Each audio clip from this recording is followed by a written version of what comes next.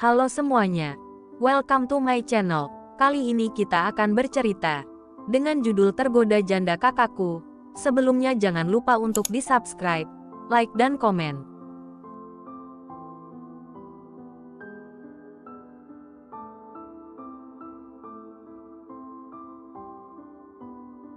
Episode 66, Pengusaha Kecil Sombong. Mereka sangat menikmati waktu mereka saat ini. Menikmati hidangan sederhana di sebuah saung yang masih berada di tengah kota Jakarta. Berbagai hidangan tersaji di depan mereka. Yakin abis nih, Arga menatap semua hidangan yang ada di depannya. Tidak biasanya Anjani memesan makanan sebanyak ini. Butuh banyak tenaga untuk menghadapi orang-orang yang menyebalkan di sekitar kita, Mas. Jawab Anjani. Kamu lagi marah sama siapa? Tanya Arga. Makan dulu, Mas. Yang lain urusan nanti. Anjani masih melayani sang suami dengan baik. Sebenarnya, niat awalnya hanya untuk keluar mencari tempat yang tepat untuk berbicara. Dia ingin menyelesaikan semua masalahnya bukan di depan Dharma atau keluarga Baskoro yang lain. Anjani tidak suka dengan ketidakjujuran sang suami. Apapun alasannya, ia ingin semua terlihat transparan dalam biduk pernikahannya. Dan yang paling menyebalkan bagi Anjani adalah Arga sepertinya tidak mengerti kekecewaan di hatinya. Pria itu terlihat sangat menikmati makanan di depan mereka. Sayang, iya Mas. Anjani tersentak dari lamunannya. Dia melihat Arga sudah menyelesaikan makannya. Dihabisin dulu makanannya. Ngelamunnya nanti, kata Arga. Apa sih, Mas? Bagaimana ia bisa makan jika ada banyak pertanyaan yang ada di hatinya? Tapi ia tetap mencoba menyuapkan apa yang sudah ada di piring ke mulutnya. Ada yang mau kamu tanyakan, sayang? Tanya Arga yang sudah melihat istrinya menyelesaikan makannya. Bertanyalah, mumpung Mas memberimu kesempatan untuk bertanya. Karena kadang ada hal-hal yang memang tidak bisa Mas ceritakan. Bukan karena aku tidak jujur ataupun terbuka, tapi karena tugas utamaku yang harus menjaga anak dan istri sekaligus menjadi penerus Baskoro. Anjani mengambil selembar tisu dan menyapu ujung bibir sang suami yang terlihat sedikit berminyak. Apa yang Rendra lakukan hingga Mas terlihat begitu sangat khawatir padaku?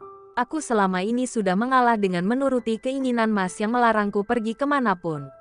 Walau aku tak pernah tahu alasannya.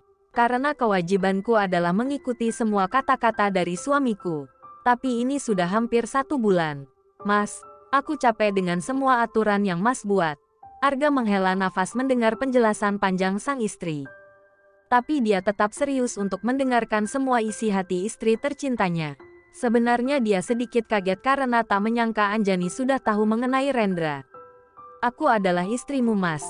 Apa salah jika aku ingin kamu selalu terbuka padaku? Apakah Mas tidak percaya padaku? Tanya Anjani. Tidak salah. Tapi ini bukan tentang percaya atau tidak. Mas memang bersalah menutupi ini semua darimu. Tapi Mas tidak pernah bermaksud membuatmu kecewa. Kau tahu kan bahwa Mas sangat menyayangimu. Jelas Arga. Arga merengkuh pinggang istrinya dengan hanya menggunakan satu tangannya. Dia menarik pinggang itu hingga tubuh mereka merapat. Arga membawa kepala Anjani agar bersandar di dadanya. Sedangkan dia sendiri bersandar pada salah satu tiang saung. Sesekali, ia mengecup puncak kepala istrinya. Mas hanya tidak mau kamu menjadi ketakutan jika tahu seperti apa Rendra sebenarnya. Tambahnya, memang dia seperti apa? Dia baik kok, Mas.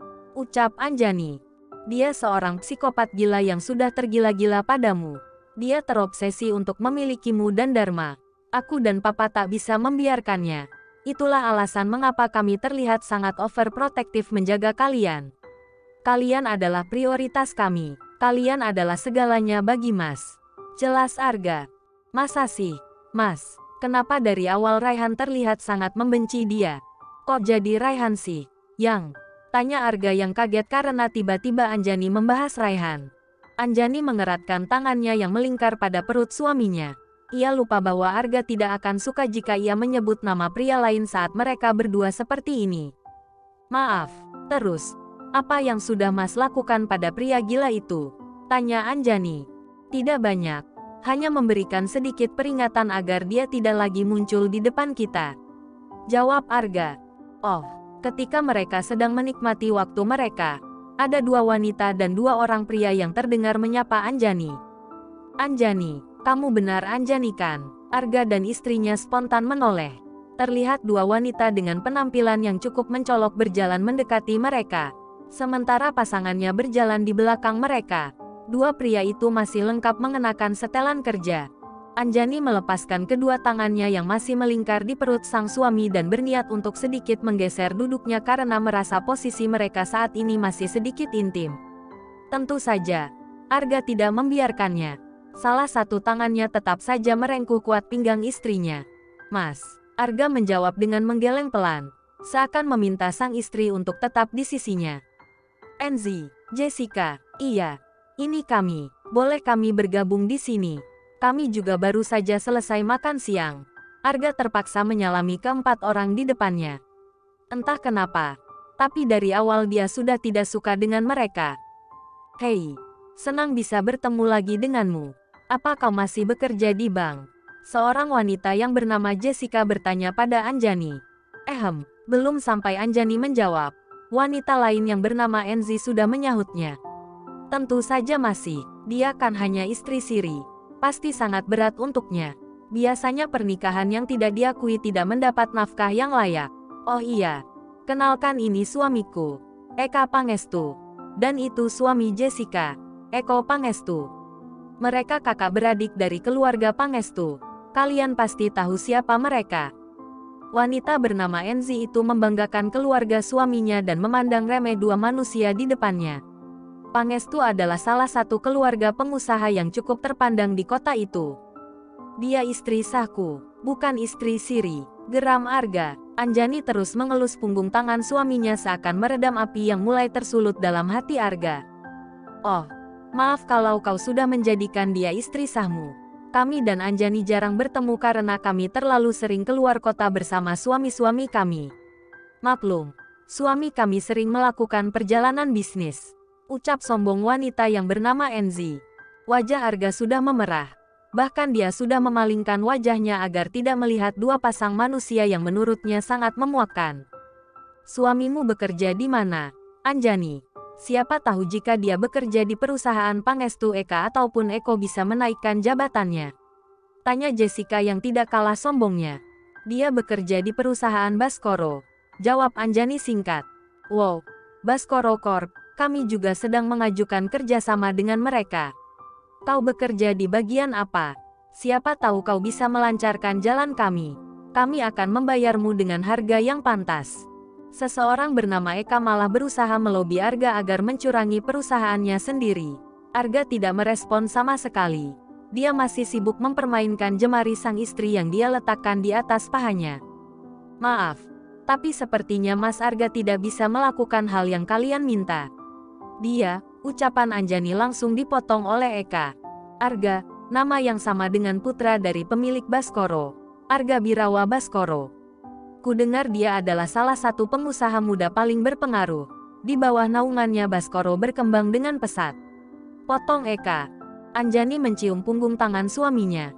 Dia bangga ketika orang lain memuji suaminya. Dan hal itu langsung mendapat tatapan sinis dari 2 temannya. Wajahmu cantik, Anjani. Seharusnya kamu bisa mendapatkan laki-laki kaya seperti kami.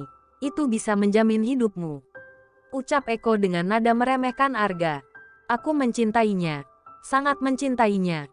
Terlepas dari apa dan siapa dirinya. Aku bahagia di sisinya dan itu sangat cukup bagiku. Ucap Anjani membanggakan suaminya yang sudah mulai memerah wajahnya. Kemarahan yang sudah ada di ubun-ubun menguap seketika ketika mendengar pernyataan sang istri yang sangat mencintainya. Arga merengkuh tubuh Anjani dan mengecup puncak kepalanya. Aku juga mencintaimu, sayang. 4 orang di depan mereka hanya mendengus kesal karena disuguhi dengan segala keromantisan yang diperlihatkan Arga pada istrinya. Mas, apa? Sayang, sahut Arga, pulang yuk, kayaknya Dede udah bangun. Kemarin kamu udah janji sore ini kamu yang mandiin dia, pinta Anjani. Oh iya, Mas, hampir lupa, yuk. Ucap Arga. Jessica, Enzi, maaf. Sepertinya aku harus pergi dulu. Kalian bisa meneruskan acara kalian di sini. Ucap Anjani. Tapi ke-4 orang itu sepertinya belum puas untuk merendahkan sepasang suami istri itu. Mereka tidak suka dengan sikap tenang dua orang itu saat mereka selalu menghinanya. Anjani, kamu kesini naik apa? Tanya Enzi. Tadi kami naik motor, sahut Anjani. Kami bisa mengantarmu jika kalian bosan kepanasan naik motor. Mas Eka juga bisa membantu jika kalian ingin memiliki mobil. Dia punya relasi yang punya showroom mobil di Jakarta. Kalau tidak salah namanya Denny. Ucap Jessica dengan bangga. Terima kasih. Tidak usah, tapi aku lebih suka naik motor. Jawab Anjani masih ramah. Arga menarik lembut tangan Anjani ketika dia akan melangkah pergi dari saung itu. Tunggu sebentar. Sayang, ucap Arga. Mas. Anjani menggelengkan kepalanya pelan. Dia tahu apa yang akan dilakukan Arga selanjutnya setelah ini. Sungguh, dia tidak ingin lagi memperpanjang hal ini karena mereka tidak sepenuhnya bersalah. Dia memang pernah menjadi seorang istri siri. Dan dulu ia memang selalu menggunakan motor kemanapun ia pergi. Kadang malah Randika yang mengantarkannya jika motornya mogok atau rusak. Semua itu adalah masa lalunya dan ia tak perlu malu untuk mengakuinya. Semua yang sudah dia lalui mampu mengantarkannya pada kebahagiaannya hari ini. Menjadi seorang istri dari Arga Birawa Baskoro. Kadang orang seperti mereka harus diberi pelajaran. Sayang. Arga mengambil ponselnya dan menelpon seseorang. Halo, Char. Apa benar ada pengajuan kerjasama dari grup Pangestu ke perusahaan kita? Tanya Arga di sambungan teleponnya. Sepertinya iya. Kemarin sudah di ACC dan mungkin besok kita akan meeting dengan salah satu putra Pangestu. Sahut Charlie. Arga tidak menggunakan loudspeaker di ponselnya. Tapi suara Charlie bisa didengar oleh keempat orang itu karena kebetulan saung itu cukup sepi sore itu. Batalkan. Aku tidak ingin ada kerjasama apapun dengan mereka sekarang ataupun di kemudian hari. Perintah Arga dengan tegas. Tapi Ga, jangan bilang kau tidak bisa melakukan hal semudah itu. Telepon salah satu putra Citra sekarang juga. Aku tidak ingin melihat mereka di semua proyekku lagi. Potong Arga. CKK, baiklah, sahut Charlie. Arga langsung menutup teleponnya karena ia tahu jika tidak, ia akan mendengar Charlie menggerutu sepanjang waktu. Yuk, sayang, kita pulang. Mas sudah kangen sama Dede, ucap Arga kepada istrinya. Pria bernama Eka mengangkat sebuah panggilan ponselnya, dan wajahnya seketika memucat setelah mendengar seseorang yang berbicara di seberang sana. Mas Eko, ini. Eka menyerahkan ponselnya agar saudaranya juga bisa mendengar sendiri kabar yang membuatnya sangat terkejut. Jangan-jangan dia, brengsek ini gara-gara kalian. Tunjuk Eko pada Jessica dan Enzi yang sedang kebingungan. Dua pria muda itu langsung lari mengejar dua orang yang sudah melangkah pergi dari tempat itu. Mereka mengejar Arga dan Anjani yang sudah berada di area parkir. Tuan Arga, Eka dan Eko menundukkan hormat ketika melihat Arga sedang menuntun motornya ke arah sang istri yang sudah menunggunya. Tapi Arga sama sekali tidak menggubris mereka. Maafkan kami, Tuan. Kami mohon jangan putus kerjasama kita. Kasihanilah kami. Proyek itu dari dulu adalah impian ayah kami. Ucap Eka dengan memohon. Aku tidak pernah merasa bekerja sama dengan manusia sombong seperti kalian. Sampah seperti kalian pantas bersanding dengan wanita-wanita ular itu. Aku masih menghormati ayah kalian, Aji Pangestu. Jika tidak aku sudah meratakan perusahaan kalian dengan tanah saat ini juga. Ujar Arga dengan tegas. Mas, sudah ya. Ucap Anjani menenangkan Arga. Ini hanya pelajaran kecil untuk pengusaha muda seperti mereka. Sayang, Mas hanya mengajari mereka agar tidak menjadi manusia yang memandang rendah manusia lain. Hanya itu. Kata Arga. Anjani mendesah kasar ketika ia masih bisa mendengar pertengkaran hebat dua orang temannya dengan suami-suami mereka. Dia semakin mengeratkan tangannya pada perut rata suaminya yang sedang memacu motornya. Arga benar. Kadang seseorang memang harus diingatkan agar bisa menghargai dan menghormati manusia lainnya.